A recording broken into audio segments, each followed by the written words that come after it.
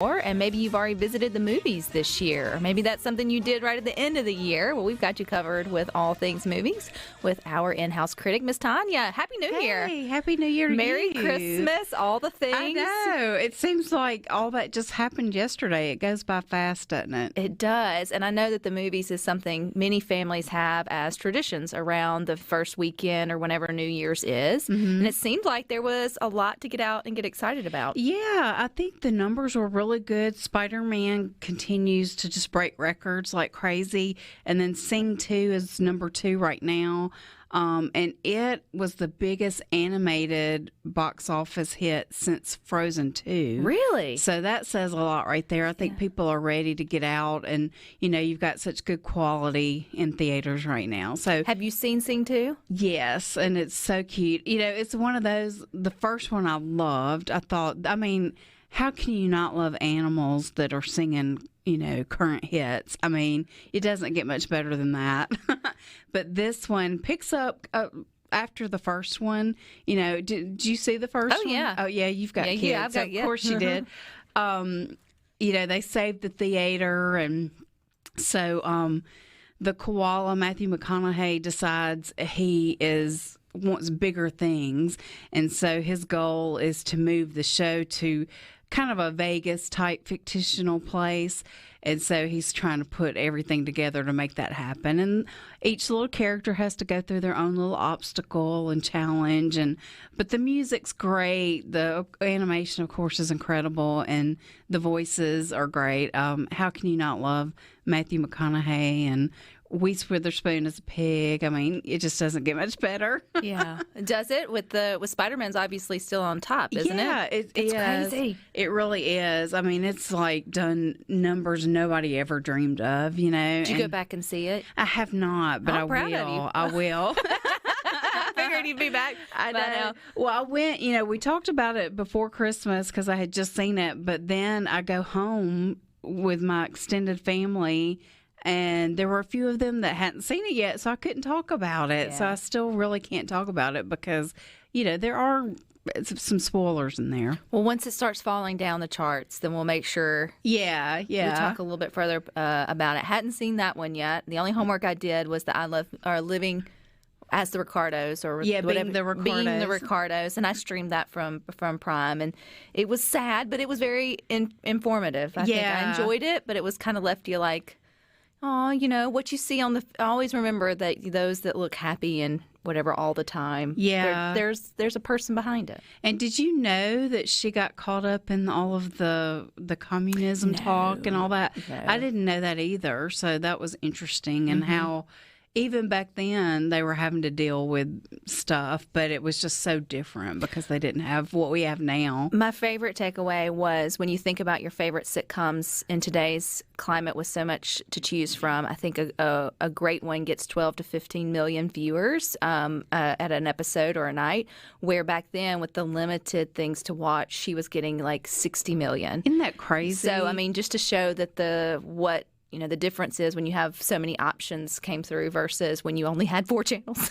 Yeah, exactly. Yeah. But yeah, if you haven't seen that one, definitely check it out. It's great. Nicole Kidman just got a nomination, Critics' Choice nomination for her job. She did a great job. Yeah, and J.K. Simmons also, he played Fred.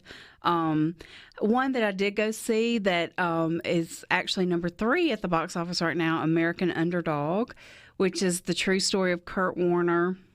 It's based on a book he wrote, so it's, you know, it's true events. And, you know, back when he played for the Rams and they won the Super Bowl, and everybody loved him because he had such an underdog story. Everybody loves an underdog.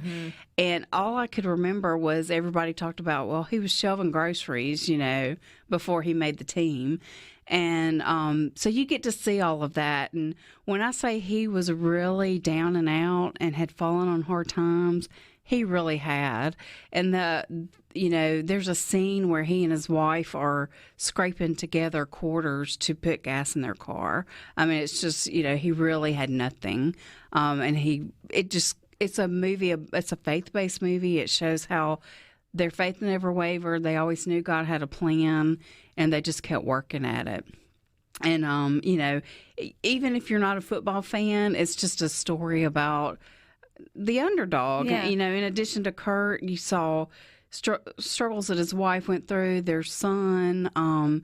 So lots of good stuff to check out, and you'll learn more about him. So if you're a fan of his, it's definitely a good one to check out. I think a lot of the men are like, yes, date night this way. I've heard that it's a great sort of pairing. Both, you and your husband or spouse, whatever, will enjoy it. I think so, and I think even your kids are going to like it. I think it's really one the whole family can go see. Nothing that you have to worry about them seeing or hearing. So, and good. I think it's a good one to encourage them to, if they have a dream, to do everything it takes to get there. Oh, good to know. Yeah. So, and Zachary Levi plays Kurt, and I love him. I just think he's wonderful, and he plays Shazam, and so it's fun to see him do a little something different. Fun. Anything else you've seen? Well, I think, did we talk about West Side Story? I think we may have. You were excited about it, but I don't think you had seen it yet. Yeah, it has, I think,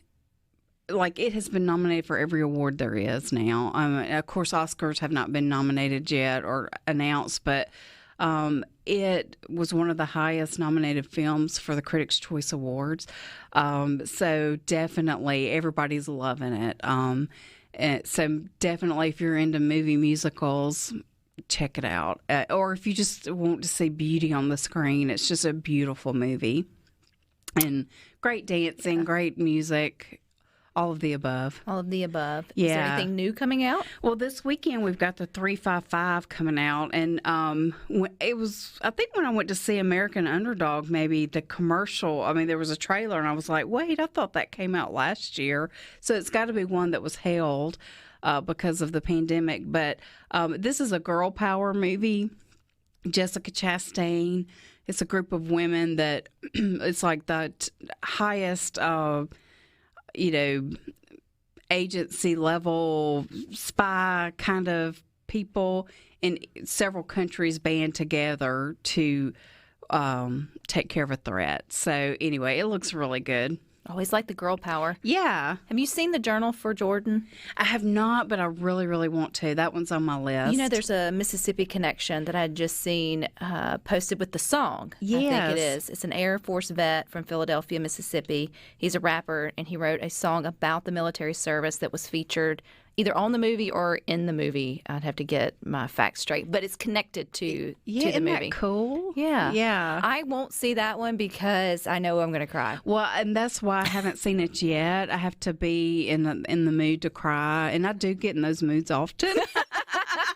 So I you will need a be little seeing prompting? it. And I love Michael B. Jordan. He is such a great actor, so I'm really excited about that one. I've heard good things from it. It's not a good first date movie because you're it's just going to be sobbing. Yeah. But I think I'm sure it's one of those I just can't subject myself to 2 hours of knowing what's coming. Yeah, I know. Even with the Titanic, you knew it was going to sink, but there was hope at the end. But yeah, still, then maybe they would survive it. Yeah.